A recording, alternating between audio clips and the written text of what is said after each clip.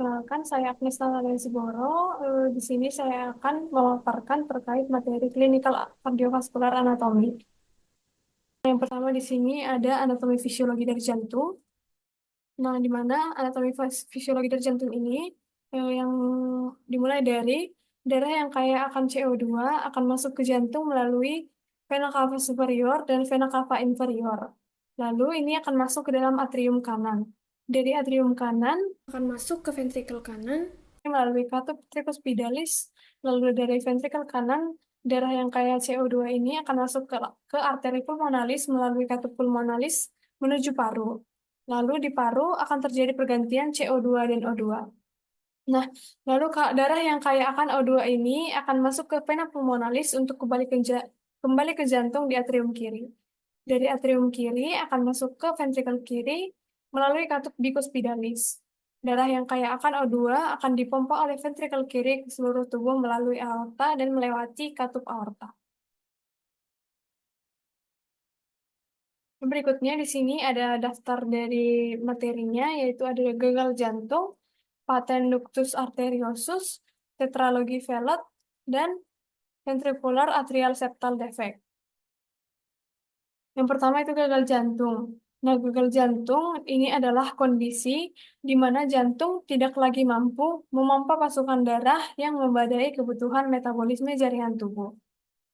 Di sini ada tanda dan gejala gagal jantung. Yang pertama ada yang tipikal, yaitu sesak napas, proximal nocturnal dyspnea, penurunan toleransi aktivitas, mudah lelah, bengkak pada pergelangan kaki atau bengkak pada bagian tubuh lainnya. Lalu yang spesifik ada peningkatan tekanan JVP atau tekanan vena jugularis, reflux hepatojugular, lalu apeks jantungnya bergeser ke lateral. Di bagian kurang tipikal yaitu ada batuk di malam hari, timbulnya mengi pada saat bernapas, adanya kembung, berkurangnya nafsu makan, depresi, berdebar, pusing, dan mungkin pingsan. Lalu yang kurang spesifiknya yaitu ada edema perifer di pergelangan kaki, di sakrum atau di skrotal, lalu krepitasi pulmonal, ya, lalu pertambahan berat badan, penurunan berat badan juga bisa, lalu kaheksia, murmur jantung, efusi pleura, tahikardi, nadi irregular, hepatomegali asites, ekstremitas dingin. Berikutnya ada patofisiologi dari gagal jantung, di mana diawali dengan adanya kerusakan pada jantung atau pada miokardiumnya dan akan menyebabkan turunnya curah jantung. Curah jantung ini tidak cukup untuk memenuhi kebutuhan metabolisme dan akan membuat jantung memberikan respon mekanisme kompensasi untuk mempertahankan fungsi jantung agar tetap memompa darah secara adekuat. Bila mekanisme tersebut telah secara maksimal digunakan dan curah jantung tidak kembali normal, maka setelah itu akan timbul gejala dari gagal jantung. Terdapat 3 mekanisme primer dalam respon kompensatorik, yaitu meningkatnya aktivitas adrenergik simpatis, meningkatnya beban awal aktivasi sistem renin-angiotensin-aldosteron, dan hipertrofi ventrikel. Menurunnya volume sekuncup pada gagal jantung akan mengakibatkan respon simpatis kompensatorik dan merangsang pengeluarannya katekolamin dari saraf-saraf adrenergik dari jantung dan medula adrenal. Nah, denyut jantung dan kekuatan kontraksi akan meningkat untuk menambah curah jantung. Lalu selain itu juga terjadi vasokonstriksi arteri perifer untuk menstabilkan tekanan arteri dan untuk redistribusi volume darah agar perfusi ke organ vital seperti jantung dan otak itu diutamakan. Aktivasi sistem renin-angiotensin-aldosteron akan menyebabkan retensi natrium dan air oleh ginjal dan meningkatkan volume ventrikel dan regangan serabut. Respon kompensatorik ini yang terakhir pada gagal jantung yaitu tadi hipertrofi miokardium atau juga bertambahnya ketebalan otot jantung. Hipertrofi ini akan meningkatkan jumlah sarkomer ke dalam sel-sel miokardium. Sarkomer dapat bertambah secara paralel ataupun juga secara serial bergantung pada jenis beban hemodinamik yang mengakibatkan gagal jantung tersebut. Nah, lalu respon kompensatorik ini awalnya memiliki efek yang menguntungkan. Tetapi akhirnya respon kompensatorik ini akan meningkatkan kerja jantung. Hasil akhir dari mekanisme respon kompensatorik ini yaitu meningkatnya beban miokardium dan berlangsungnya gagal jantung. Nah, berikutnya ada paten ductus arteriosus. Nah, paten ductus arteriosus ini atau disebut dengan PDA adalah salah satu penyakit jantung bawaan yang disebabkan oleh kegagalan penutupan dari ductus arteriosus secara fisiologis. Nah, ductus arteriosus ini merupakan pembuluh darah yang menghubungkan aorta dan arteri pulmonal. Ductus arteriosus ini merupakan hal yang normal pada saat bayi dalam kandungan. Paten ductus arteriosus sering ditemukan pada neonatus, tetapi secara fungsional akan menutup pada 24 jam pertama setelah kelahiran. Lalu sedangkan secara anatomik akan menutup pada 4 minggu pertama. Nah, pada bayi prematur, lebih banyak yang menderita PDA ini, di mana 15% diantaranya baru dapat menutup dalam 3 bulan setelah kelahiran. Lalu ada patofisiologi dari paten ductus arteriosus ini. Nah, seperti yang tadi dibilang, ductus arteriosus ini adalah pembuluh darah yang menghubungkan aliran darah pulmonal ke aliran darah sistemik. Aliran darah sistemik ini di sini dimaksud adalah aorta. Ini berfungsi pada saat masa kehamilan atau di saat fase fetus. Ductus ini diperlukan karena sistem respirasi fetus yang belum bekerja di dalam masa kehamilan tersebut.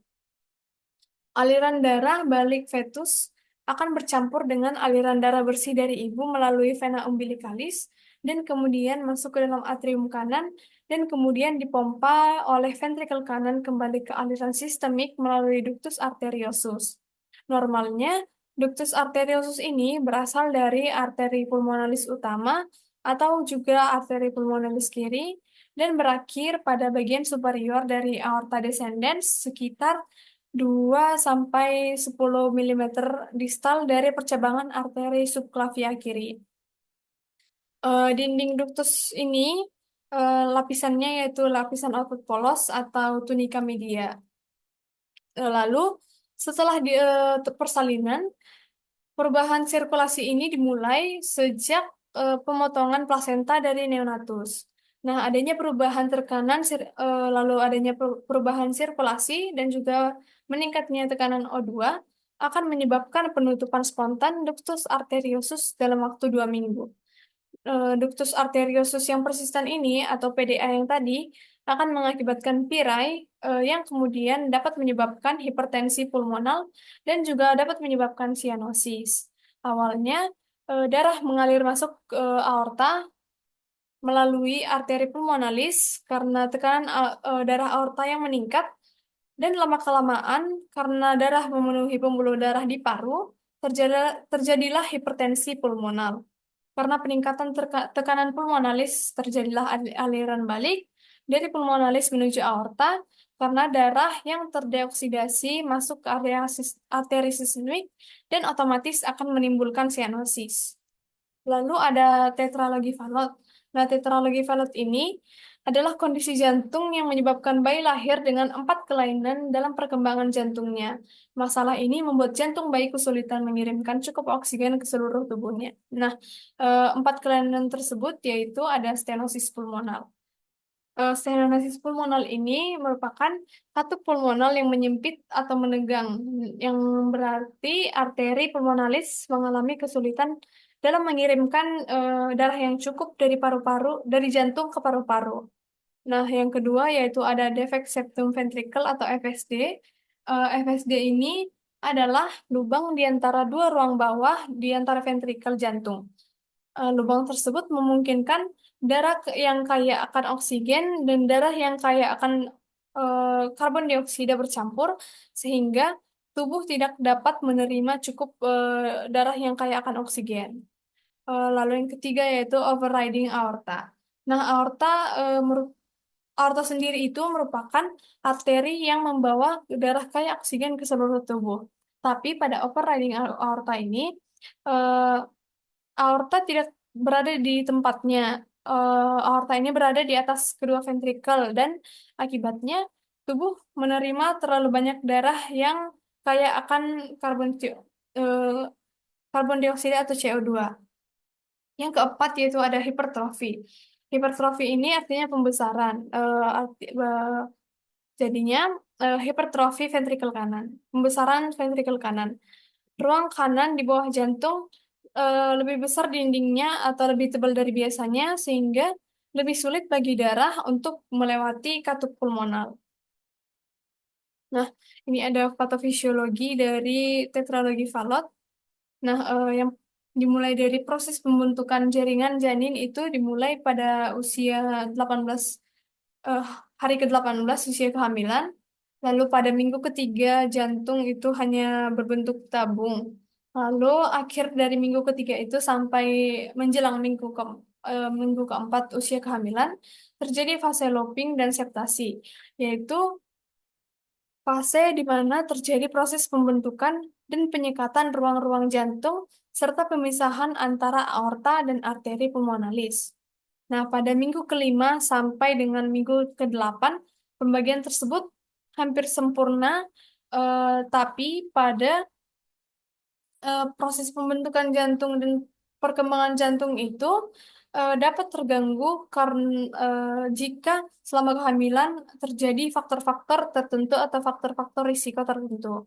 Nah, kesalahan dalam pembagian trunkus ini dapat berakibatkan letak aorta yang abnormal atau aorta yang overriding tadi, lalu timbulnya penyempitan pada arteri pulmonalis, serta terdapatnya defek septum ventrikel.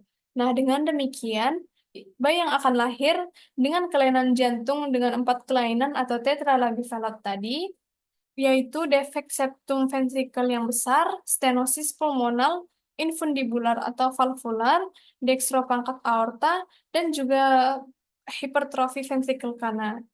Derajat hipertrofi ventrikel kanan ini bergantung pada derajat stenosis pulmonal yang terjadi. Karena tetralogi Fallot ini terdapat 4 macam kelainan jantung yang terjadi secara bersamaan pada saat bayi akan lahir, maka itu yang pertama, darah dari aorta sebagian berasal dari ventrikel kanan melalui lubang pada septum interventrikular dan sebagian lagi berasal dari ventrikel kiri. Sehingga terjadi percampuran darah yang sudah teroksigenasi dan darah yang belum teroksigenasi. Lalu, arteri pulmonal mengalami stenosis, sehingga darah yang mengalir dari ventrikel kanan ke paru-paru jauh lebih sedikit dari normal. Lalu, darah dari ventrikel kiri ini mengalir ke ventrikel kanan melalui lubang septum ventrikel kiri, ventrikel, dan kemudian ke aorta, atau bisa juga langsung ke aorta. Akan tetapi, apabila tekanan dari ventrikel kanan lebih tinggi dari ventrikel kiri, maka darah akan mengalir dari ventrikel kanan ke ventrikel kiri, atau right to left shunt. Yang terakhir ya, karena jantung bagian kanan harus memompa sejumlah besar darah ke dalam aorta yang bertekanan tinggi tadi, serta harus melawan tekanan tinggi akibat stenosis pulmonal, maka lama-kelamaan otot dari bagian kanan aorta ini akan mengalami hipertrofi. Yang berikutnya ada ventricular atrial septal defect. Nah, defek septum ventricle atau FSD adalah lubang pada septum interventrikular yang menyebabkan pirau antara ventrikel. Defek yang besar mengakibatkan pirau kiri ke kanan yang signifikan dan menyebabkan dyspnea saat makan dan pertumbuhan yang buruk selama masa bayi. Temuan auskultasi pada FSD ini yaitu murmur holosistolik yang keras dan kasar di batas sternum kiri bawah, infeksi pernapasan berulang, dan hal ini bisa terjadi juga gagal jantung. Diagnosis dilakukan dengan menggunakan ekokardiografi, dan defek dapat menutup secara spontan selama masa bayi atau juga diperlukan perbaikan bedah. Nah, yang berikutnya yaitu defek septum atrium atau ASD. ASD adalah lubang pada septum interatrial yang menyebabkan pirau kiri ke kanan dan kelebihan volume atrium kanan dan ventrikel kanan. Pada anak-anak, ASD ini jarang bergejala, tetapi komplikasinya bisa dalam jangka panjang setelah usia 20 tahun yang meliputi hipertensi paru, gagal jantung, emboli paradoks, dan juga aritmia atrium. Orang dewasa dan juga kadang-kadang remaja dapat mengalami intoleransi latihan fisik, dispnea, kelelahan, dan aritmia atrium. Temuan auskultasinya yaitu murmur sistolik lembut di batas sternum kiri atas dengan pemisahan lebar dan tetap pada bunyi jantung kedua atau S2 adalah umum. Nah, diagnosisnya dilakukan juga dengan ekokardiografi dan penanganannya adalah penutupan perangkat transkateter atau perbaikan dengan dilakukannya bedah. Lalu berikutnya ada patofisiologinya. Yang pertama itu ada patofisiologi dari ASD. Nah, eh, pada defek septum atrium, pirau awalnya dari kiri ke kanan. Nah, pada beberapa ASD kecil, umumnya hanya foramen ovale patent yang meregang lalu menutup secara spontan selama beberapa tahun setelah lahir. Nah, ASD ini yang sedang hingga besar terjadi persisten mengakibatkan pirau yang besar juga, yang mengakibatkan kelebihan beban volume atrium kanan dan ventrikel kanan. Dan jika tidak diperbaiki, pirau besar ini akan mengakibatkan gejala seperti hipertensi arteri pulmonalis, peningkatan resistensi vaskular paru, dan hipertrofi ventrikel kanan. Lalu ukuran absolut defek ini dalam milimeter tidak boleh dianggap terisolasi karena signifikansinya dari ukuran defek ini bervariasi sesuai dengan usia pasien. Nah, yang berikutnya itu pada defek septum ventricle yang dibagi menjadi dua, yaitu ada yang non-restriktif dan yang ada yang restriktif. Yang pertama yaitu pada defek septum ventricle non-restriktif. Tekanan menjadi sama antara ventrikel kanan dan kiri, juga terdapat pirau kiri ke kanan yang besar. Dengan asumsi tidak ada stenosis pulmonal, hipertensi pulmonal berat terjadi karena tekanan ventrikel kiri sistemik ditransmisikan secara langsung ke ventrikel kanan dan arteri pulmonalis. Awalnya, terdapat pirau kiri ke kanan yang besar dengan kelebihan volume ventrikel kiri dan kanan. Lalu, seiringnya berjalan waktu, pirau besar tersebut menyebabkan peningkatan resistensi vaskular arteri pulmonalis dengan peningkatan kelebihan tekanan ventrikel kanan dan hipertrofi ventrikel kanan.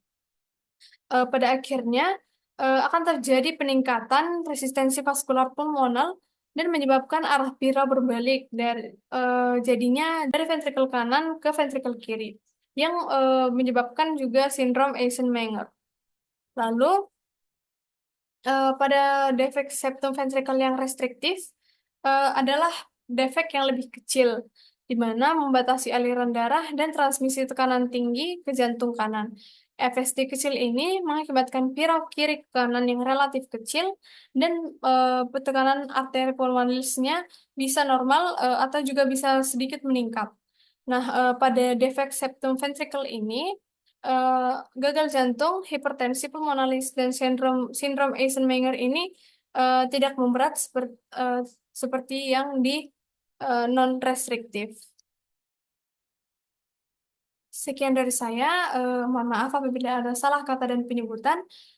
Terima kasih untuk perhatiannya.